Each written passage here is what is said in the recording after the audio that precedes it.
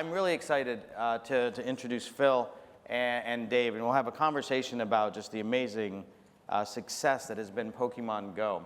A number of you have these Android phones that we handed out. If you're not familiar with Pokemon Go, you can actually find the app on the phones as well. Let me just ask the question, how many folks in the room do not know Pokemon Go? Okay, we got a handful here. How many folks in the room are avid players? Okay, a much larger group. There we go. Just some sheepish looks, but there's no need for that. So Phil, can you tell everyone just a little bit about what Pokemon Go is? It's obviously this amazing piece of technology, this amazing game, but how do you guys think about it at Niantic? So for those of you who don't know, we started Niantic as a small little startup style project within Google almost 5 years ago. The goal of that organization was to create an experience for people to try and get them off of their couches and back in the real world, so they could experience other people and new places, create exploration apps, ways for people to discover new things about their community.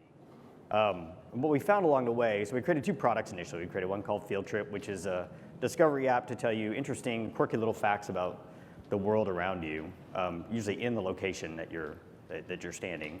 And then we created a game called Ingress, which paired primarily public artworks with this real world location based game. And it essentially, for those of you that haven't played it, it's a territory capture game with the central point being these public artworks. And what we found along the way was that people that were actually playing the game were enamored with the opportunity to explore and learn about their location. And that sort of invigorated us. Following an April Fool's joke at Google, capture all the Pokemon in Google Maps, back in 2014, we found out what we thought would be a great idea for a real location-based game. And so we took the same basic Pokemon-style capture your Pokemon activity and mapped it onto the real world. And lucky for us, the Pokemon company was really receptive. For them, this was like the reimagining the Pokemon game. Actually, it was what they originally had imagined the Pokemon game to be. So adding the augmented reality features to it was something really special for them. That's great. Did you have any inkling when you were creating the game and architecting it and what have you about how successful it would be? We had absolutely no idea how successful it would be, and I think we have a chart. So this chart shows you what happened. There's an anecdote that we use. It's like, people have always asked us, like, when did you know this was going to be huge? And we knew within the first 6 hours of launch in Australia and New Zealand. And the reason why it was, we launched Australia and New Zealand with the expectation that Australia and New Zealand would be 4% of our target audience. And that's the bottom line of that graph. That's where we expected the system to be operating. The red line above it was our worst case scenario, and that was 5x our nominal usage.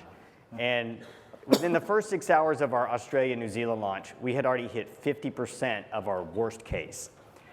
That 4% of our target was now half of 5x. And you can see the rocket ship that happened after that. I see Luke sitting in the audience over here. He's the director for customer reliability engineering, and he was there with us the whole time riding this rocket ship, although for us I think it was more of a hairs on fire kind of thing. It was a spectacular ride. Most people don't realize that the engineering team that made all this happen on our side was 4 engineers. Wow. And we worked pretty much nonstop for about 6 weeks to make this a reality.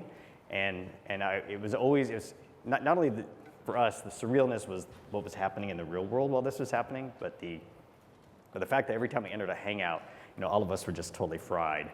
And on the other side of the wall on the Google side, there was about 40 people sitting on the other side of it's like, that just really helped us feel like we were gonna make it.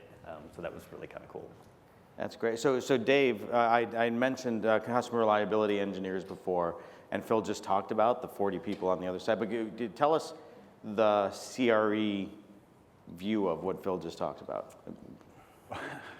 Well, the CRE view is like 20 minutes, I think, after you launched. Somebody on your team actually called your account rep, called Simon, who called us and said, just an early heads up, like we'll see how this goes, but this is kind of trending, what's the word, really upward. So you might want to pay attention. And yeah, and it didn't take very long for everyone to sort of figure out that, okay, time to get going. The funny thing was, we had spent a long time planning to announce this CRE thing to the world, and we had gotten all the people we needed to in the team and all sort of the HR stuff you have to do, and we were going to meet for the first time July 6th and start on this really hairy problem we had planned, and then Pokemon Go launched July 5th, and so we started a day early, and it was fine, but it was awesome validation, right? Because a thing like Tarky, you and I have talked about it 1,000 times is this relationship that people have with their cloud vendors is kind of unfair in a way, right? They are giving up control of their infrastructure. And yeah, we're giving them a lot of innovation and speed and cost savings, and those are all great things on paper, but at 3 in the morning when there's trouble, it feels super unfair. And there has to be this new model, kind of this, I like to think of it as sort of this new social contract of shared fate and shared responsibility where like Googlers or partners that we train and certify, which is a big part of the growth of this, you don't have to be there with them at 3 in the morning, on the pagers, in the war rooms, taking mutual responsibility for the success, not just of our cloud, but of their production application. So this was the first one. And actually it was, as hard as it was an awesome experience. I wouldn't want to do like 4 of them in a month. But it was a wonderful first one. Phil's with you on that as well. Yeah. Oh yeah, I mean it was a great experience for us. I mean John has said this multiple times. He's the CEO for Niantic. That I don't think that without, I'm pretty sure without the help of Google throughout this, that I think the entire team at Niantic would have imploded. We just didn't have the engineering resources to make this thing happen. And we were testing limits on not only our software but their software as well. These are capabilities in these systems that had never been tested before. The largest Kubernetes cluster in a multi-cluster. I remember trying to spin that thing up one night, and we were all just kind of freaking out and terrified. But having experts on both sides of the wall really made this thing a success, and we're really, really appreciative of it. What impressed me as I was hearing from Dave what was going on behind the scenes is how quickly we were able to start pivoting together from let's fix the problems that we have and let's get the scale out there to let's anticipate what's going to happen. Can you talk a little bit about that? Yeah, Luke actually has a great saying, which I love, which is... Luke, wave. Yeah, wave your hand. Wherever Luke is. Which is that forecasts are mostly useless, but forecasting is unbelievably helpful, right? Just the exercise of constantly revising how you think things are going to grow. And so, okay, Australia, New Zealand, a little choppy there for a minute. The US was a little bit better. We learned some stuff. It was a little better. But by the time we got ready to do Japan, right? So we were kind of ahead of the wave. By the time we got ready to do Japan, which just had to go right, like, in the Japanese market, the tolerance for hiccups is much lower than in the US market or even in Europe. We felt like we had kind of a good handle. We had gotten ahead of that wave, and that was the thing. It was the act of forecasting and planning and going through the operational rigor and really looking at the scaling failure points, and then all the things, we kind of learned in the last 15 years about what happens when big systems go supernova fast and how do they break. That was, I think, the thing that really that was the linchpin of it. Yep. Yeah, it was awesome. Looking back on it, the experience was, at times it was disheartening. Knowing that we were only getting like 3 or 4 hours of sleep a night, rolling out of bed onto your computer. I remember going to a swim meet one morning and then getting paged, and then waking up Ed, who thought he got paged by Google SRE, but it was actually me calling him. It's just how whacked out our world was for about 4 to 6 weeks. But in the end, I think because of all of this and getting the system really stable, even with the growth that we had planned, every single engineer on that server team was able to take a 2-week vacation. So we managed to survive that, and the team is actually fully recovered, and I think the world is a great place.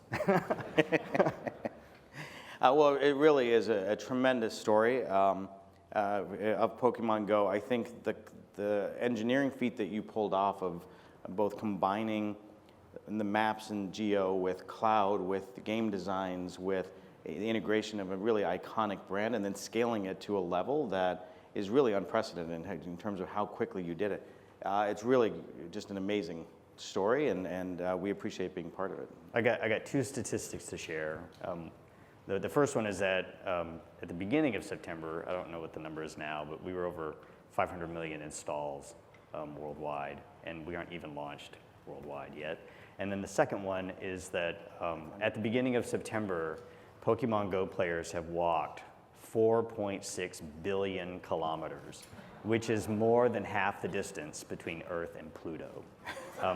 Which is... And there are, just for the record, there are Pokemon on Pluto, is what I'm hearing you say at the moment. Possibly. Okay.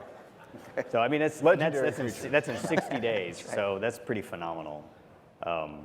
That's just one of the great things about working on stuff like this, is seeing people benefiting from it, and then creating that social interaction, which is really what we set out to do. It's also got to be the world's most successful fitness app. I was just thinking that. That's right. Right? I mean, it has One of the to be. world's most successful games, and one of the world's most successful. I think my children got more vitamin D over 3 weeks than maybe 5 years.